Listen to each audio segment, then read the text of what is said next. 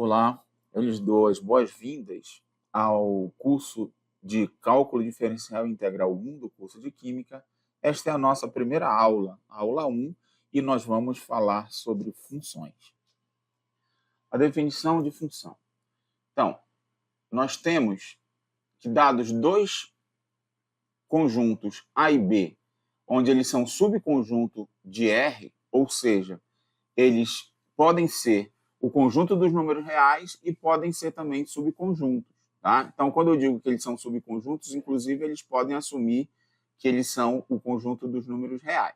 Então, uma função f de A em B é uma relação ou correspondência que a cada elemento de A associa um único elemento de B. Então, como é que é isso?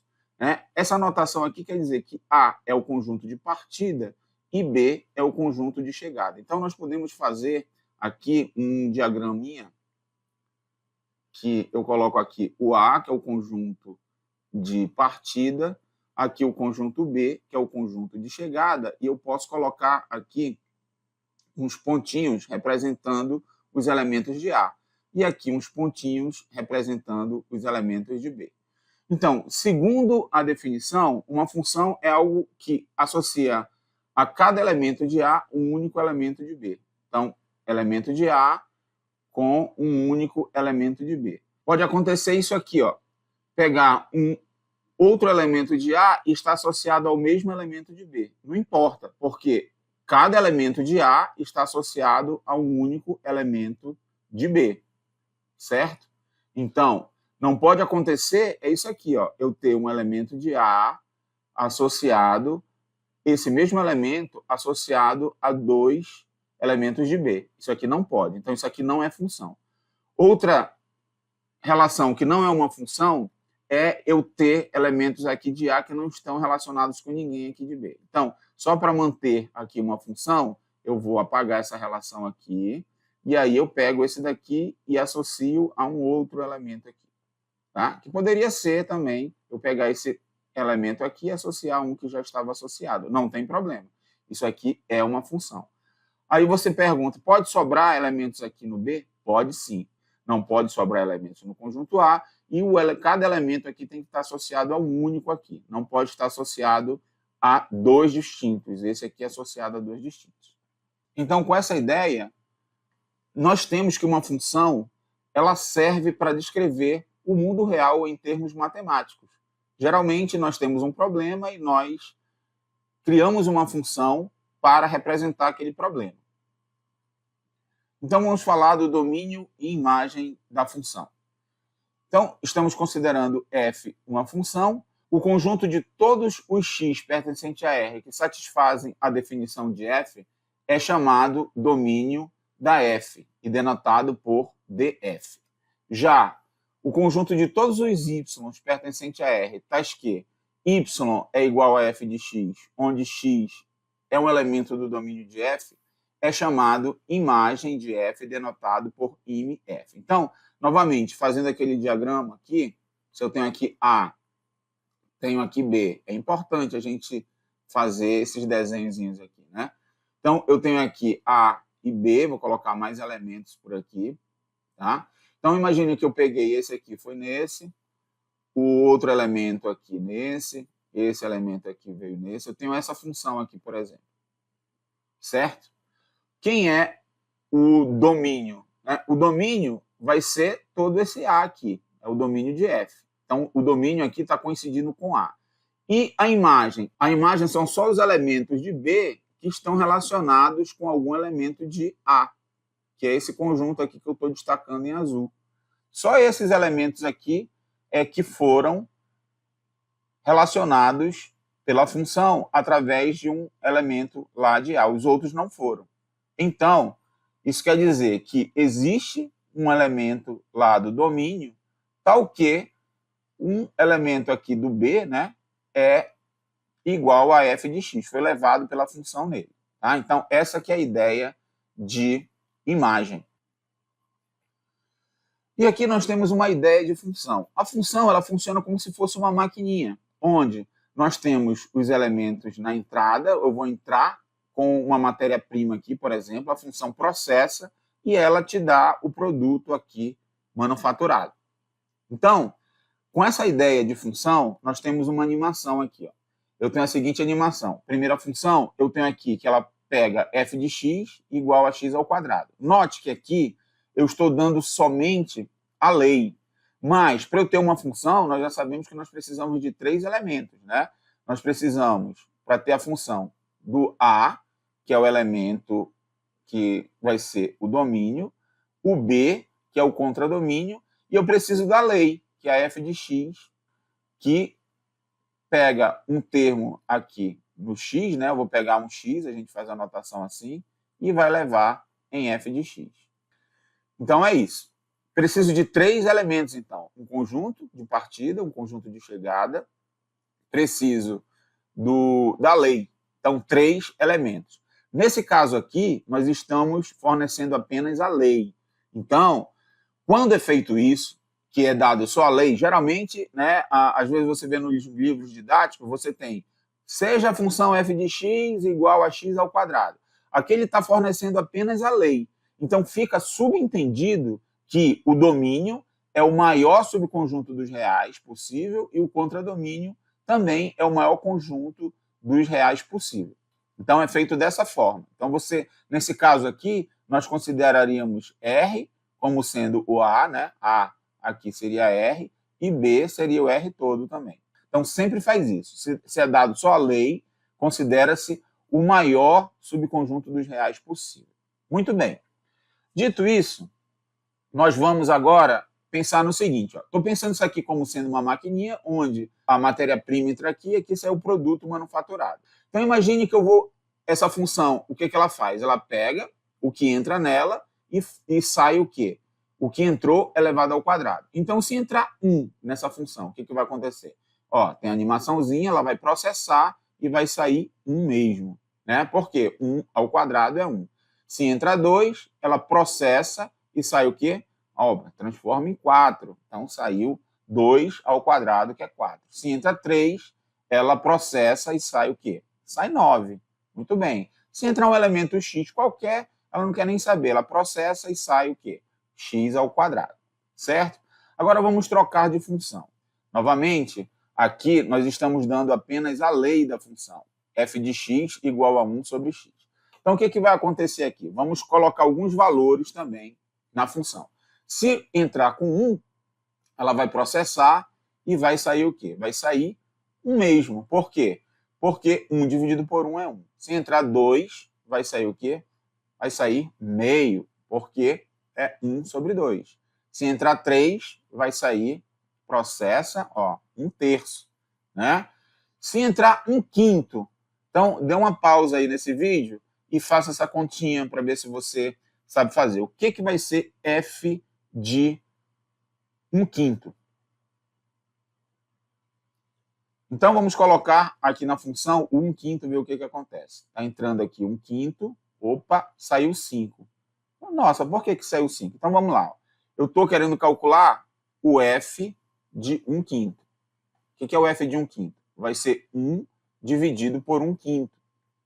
E como é que a gente faz essa conta? Repete o numerador e multiplica pelo inverso do denominador, 5 sobre 1. E isso daqui é igual a 5. Então, realmente, f de 1/5 é 5. Legal. Agora, eu quero ver o que acontece se eu colocar na função 0. Então, pense um pouquinho, pause novamente o vídeo e pense o que vai acontecer se eu introduzir 0 na nossa função, que é f de x igual a 1 sobre x. Então, vamos lá. Eu vou introduzir o 0. Vamos ver o que acontece.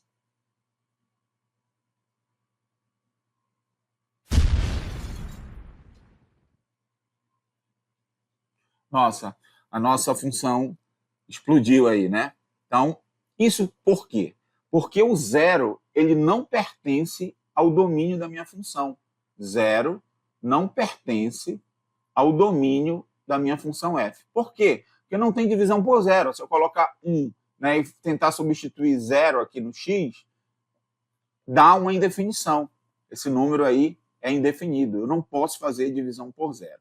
Então, nesse caso, nós temos que a nossa função aqui, né, essa minha função f, ela era de R asterisco. O que é o R asterisco? É o conjunto dos reais sem o zero. Quando coloca asterisco, quer dizer que você está fazendo sem o zero. Então, f de R asterisco em R, que ela era dada assim, pega x e transforma em 1 sobre x. Então, tem que tomar cuidado com o domínio da função, dependendo da lei, tem elementos aqui que não podem estar no domínio, ok? Maravilha. Agora nós vamos falar do plano cartesiano. O plano cartesiano é o conjunto de todos os pares ordenados dessa forma, x, y, onde x nós vamos representar as abscissas e y está representando as ordenadas. Nós já vamos ver essa representação como é que fica. Então, o R cartesiano R é o conjunto de todos os pares x e y, tal que x e y são números reais. Então, tem abscissa e ordenado. E aí nós vamos ter o plano cartesiano, que é o quê? São dois eixos, que eles representam aqui a reta, né? Um na horizontal e outro na vertical, e eles formam um ângulo de 90 graus. E nós vamos poder escrever pontos aí nesse plano. Então, por exemplo, se eu pego o eixo horizontal, esse eixo horizontal é chamado eixo das abscissas. E o eixo vertical é o eixo das ordenadas. Então, lá na primeira coordenada, né, que era x, nós vamos andar aqui na direção x. E na direção y, nós vamos andar aqui no eixo das ordenadas, que é a segunda variável.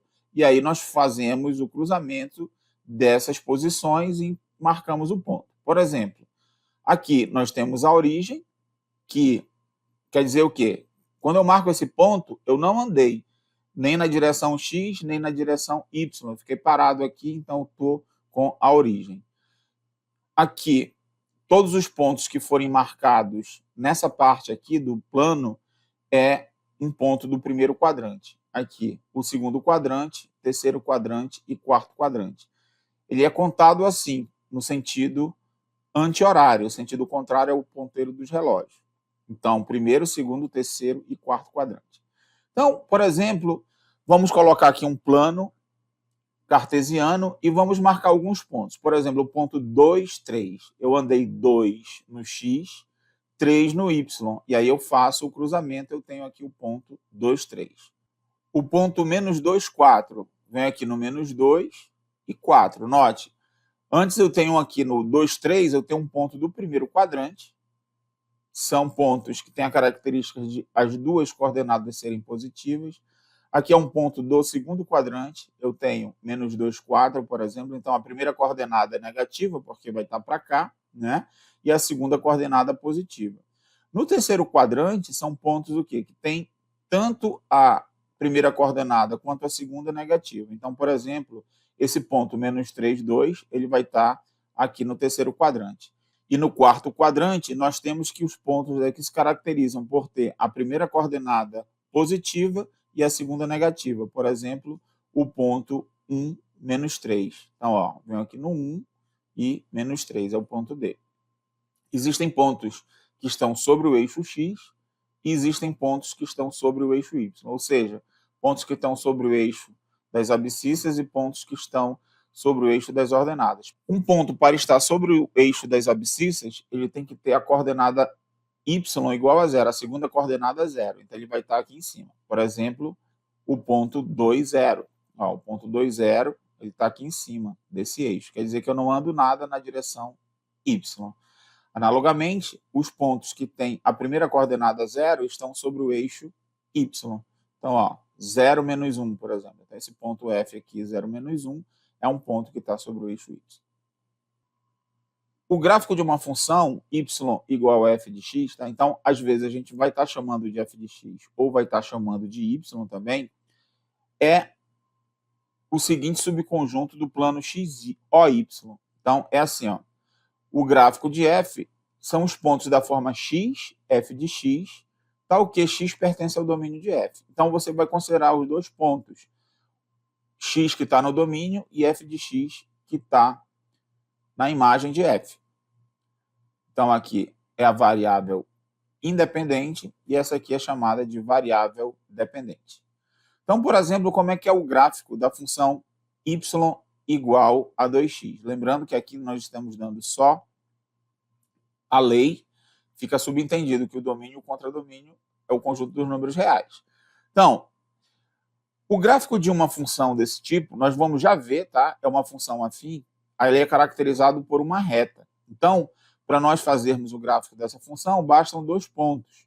Então, eu escolho aqui um valor para x e calculo o f de x. Então, nesse caso aqui, escolhendo x igual a 0, eu vou ter que o f de x vai ser 2 vezes 0, vai dar 0.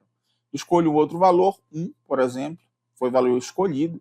Então, f de 1 vai ser 2 vezes 1, 2. E aí eu já tenho aqui 2 pontos. Ó. Eu tenho um ponto 0, 0, que é xy ou xf de x.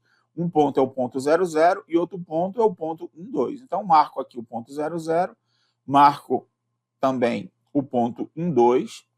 E aí, como eu sei, né, que o gráfico de uma função desse tipo é uma reta, nós traçamos a reta. Bom, você deve lembrar disso, né?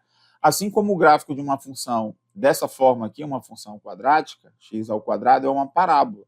Então, para nós traçarmos o gráfico, nós precisamos também colocar mais alguns pontos aqui. Então, lá na reta, nós precisávamos só de 2 pontos. Aqui no gráfico de uma parábola, nós precisamos de mais pontos. Então, escolhi valores aqui, menos 1. Quando eu colocar menos 1 ao quadrado, vai dar 1. 0, 0 ao quadrado dá 0. 1 ao quadrado dá 1. E 2 ao quadrado vai dar 4. Então, vou marcar esses pontos aqui no plano cartesiano. Menos 1, 1. Depois o ponto 0, 0, é a origem aqui. Depois o ponto 1, 1, aqui. E o ponto 2, 4. Bom, nós sabemos que esse gráfico é uma parábola, então vai ficar aqui o gráfico da função. Então, esse aqui é o gráfico da função y igual a x ao quadrado. Bom, para esse vídeo não ficar muito grande, nós vamos fazer uma pausa aqui e nós vamos dar continuidade no próximo vídeo estudando um pouco mais sobre funções. Até lá!